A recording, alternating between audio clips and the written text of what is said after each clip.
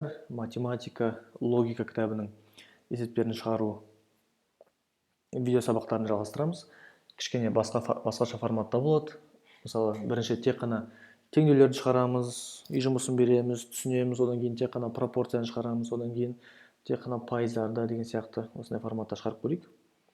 Кеттік, мына жерде 508-де теңдеулер жүйесі. Мына жерде бастап шығарып қойдым. 4х-ті 4-ті жақшаның ішіне кіргізіп, жақшаларды ашып жазып қойдым. Яғни 4х қосу 4y тең болады 5х азайту 5y. 4х қосу 4y астында қосу 5х азайту 5y тең 80. Жақшаларды аштық. Жақсы, енді несеміз? Енді қарапайым өзіміз білетін x-тарды жинайық. Y-тарды жинайық. Сонда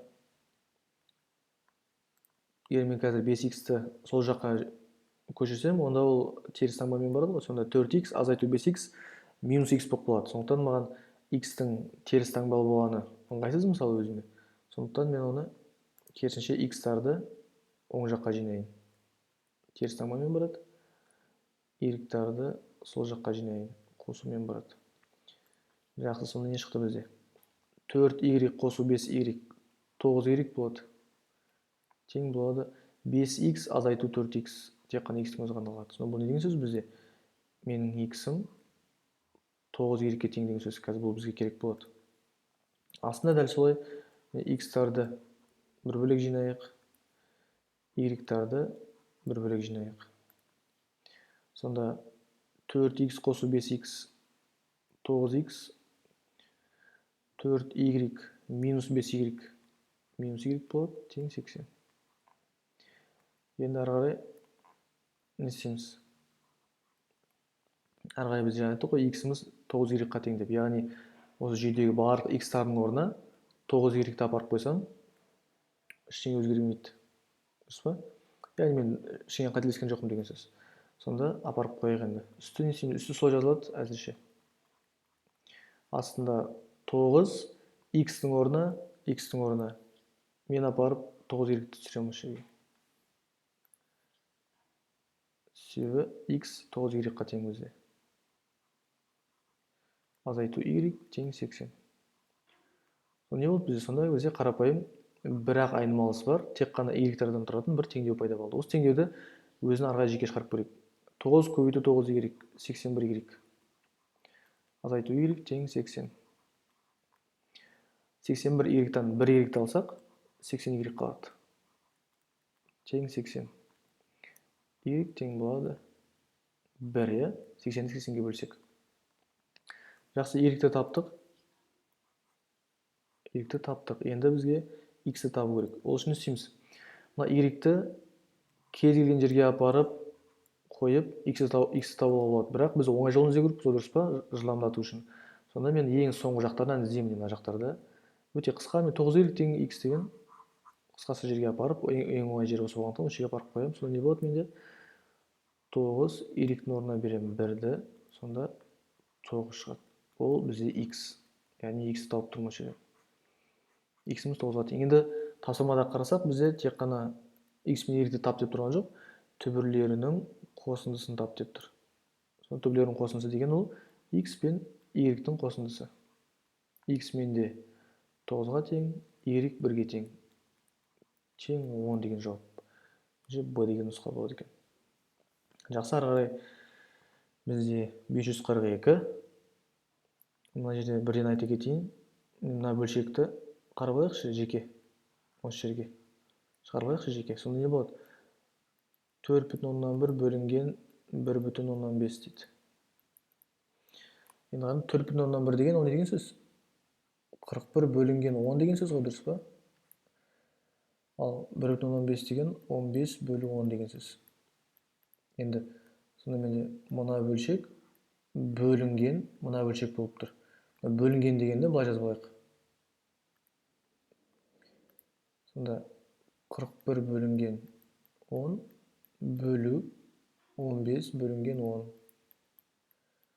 Енді ереже бойынша білеміз ғой, 41 бөлінген 10 бөлу көбейтуге ауысады, және 15 пен 10-ның орнына ауысады. Сонда 10 үстіне барады, 15 астына барады. Не өзімізге жеңіл болу үшін, ыңғайлы болу үшін, міне 10 мен 10-дар кетеді. Не қалады сонда? 41 бөлінген 15 қалды сонда. Енді осыны апарып қойып, орнына шығарайық сосын. Сонда өзін жазып аламын бас жағындағы. 2х қосу 5,2 астында 3 тең болады. Мынаның орнына енді біз өзіміз шығарып алған 41 бөлінген 15 дегенді жазайық. Жақсы, бұл енді қарапайым пропорциямен шығаруға болады негізі. Мысалы, диагональ бойынша тұрған. Одан кейін мына екеуі. Не болды сонда бізде? Бір көбелекке ұқсап қалды ма сонда? Жақсы, есте сақтау үшін. Жақсы, көбейтейік. 3 пен 41-дің көбейтіндісі тең мына жақта 15. Мынау деген бір отбасы сияқты бірге жүреді барлығы. Егер 15-ті көбейтсек, ол әр қайсысына жеке-жеке көбейтіледі. Сонда 15 2х қосу 5,2. 40-ты 3-ке көбейтсең 120, 1-ді 3-ке көбейтсең 123 тең. Мына жақшаны ашамыз. 15-ті көбейтеміз 2х-қа 30х. Мынау деген жаңа мен айттым ғой, бір оңай тәсілі бар деп. 52 бөлінген 10 ғой бұл негізінде. 15 пен 10-ды қысқартамыз. 5-ке бөлсең 3, 5-ке бөлсең 2, 52 мен 2-ні қысқартады 26. 26 ғой. 20-ның үшеуі 60, 6-ның үшеуі 18. 60-қа 18 болсаң 78.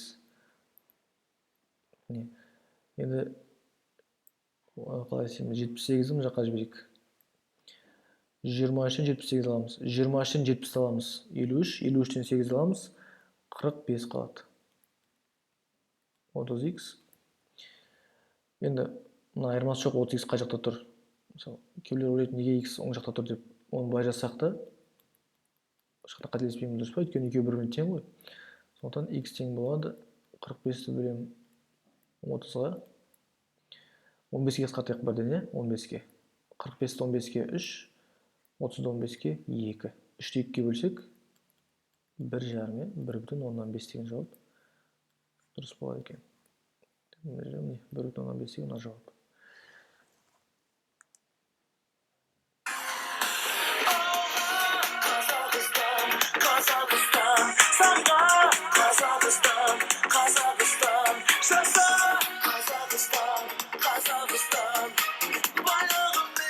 Сау болыңдар балалар.